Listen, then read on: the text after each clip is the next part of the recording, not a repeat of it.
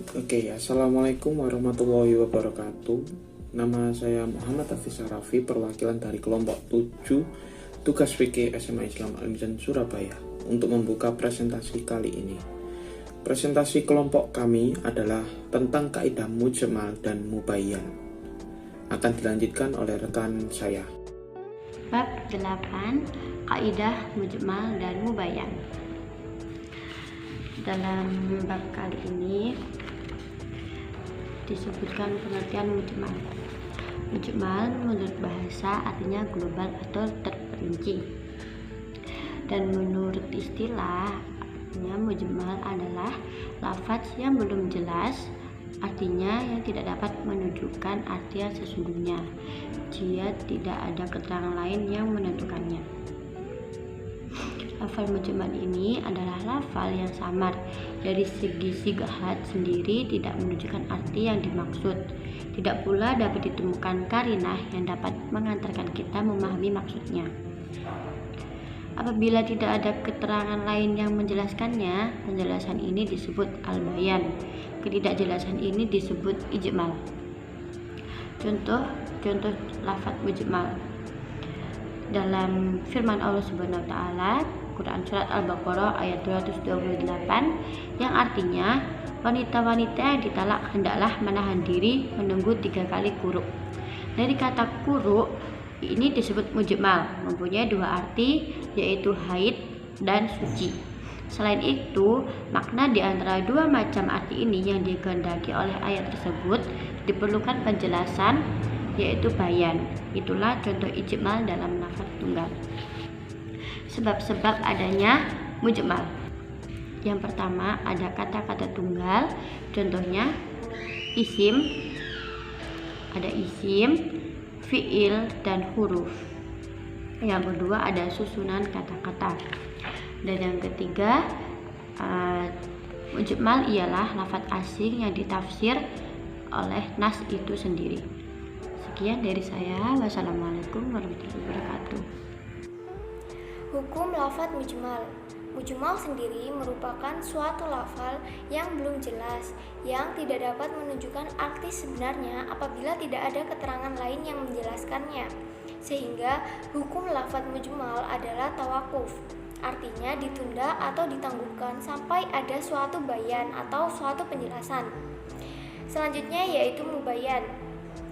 Pengertian dari mubayyan, menurut bahasa, mubayyan artinya penjelasan, sedangkan arti mubayyan menurut istilah adalah suatu lafaz yang jelas makna dan maksudnya tanpa memerlukan penjelasan lain.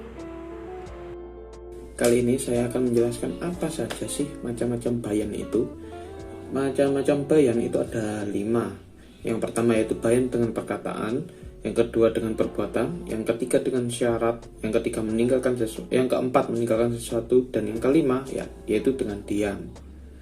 Yang pertama dulu, bayan dengan perkataan. Apa sih artinya bayan dengan perkataan? Untuk mudah dipahami, bayan dengan perkataan merupakan suatu firman Allah yang akan menjadi hukum di dalam Islam. Aku beri contoh di Quran surat Al-Baqarah ayat 196. Dengan bunyi, maka wajib berpuasa 3 hari dalam masa haji dan 7 hari apabila kamu telah pulang kembali. Itulah 10 hari yang sempurna. Jadi 3 hari dalam masa haji kita diwajibkan untuk berpuasa, dan 7 hari lagi ketika kita sudah pulang dari haji. Begitu. Intinya bayan dalam perkataan merupakan suatu firman Allah yang menjadi hukum dalam Islam. Yang kedua yaitu bayan dengan perbuatan. Bayan dengan perbuatan sama seperti perkataan, cuma ini dicontohkan oleh Nabi Muhammad SAW. Dari hadis riwayat Bukhari dijelaskan, dari Ibnu Malik Ibnu Huwaris radhiyallahu anhu berkata, Rasulullah SAW bersabda, "Salatlah kamu sebagaimana kamu melihat aku sedang sholat." Jadi Nabi Muhammad atau Rasulullah SAW ini mencontohkan bagaimana cara sholat, jadi dengan perbuatan begitu. Lanjut yang ketiga yaitu bayan dengan isyarat.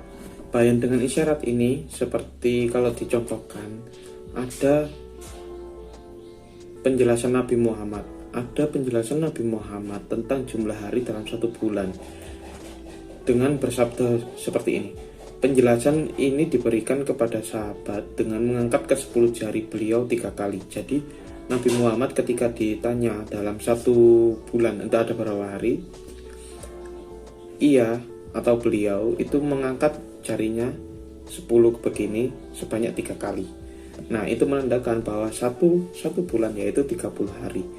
Mengulanginya sambil membenamkan ibu jari pada kali terakhir. Maksudnya bahwa bulan Hijriah itu kadang hanya 30 hari atau 29 hari. Jadi 1 bulan itu terkadang 20 hari atau 29 hari begitu. Lanjut yang keempat yaitu bayan dengan meninggalkan sesuatu. Bayan dengan meninggalkan sesuatu yaitu di satu contoh Nabi Muhammad tidak berwudu lagi ketika sesudah makan daging yang sudah dimasak. Ada di hadis riwayat Ibnu Hibban yang berbunyi adalah akhir 2 perkara pada Nabi Muhammad SAW tidak berwudu karena makan apa yang dipanaskan oleh api.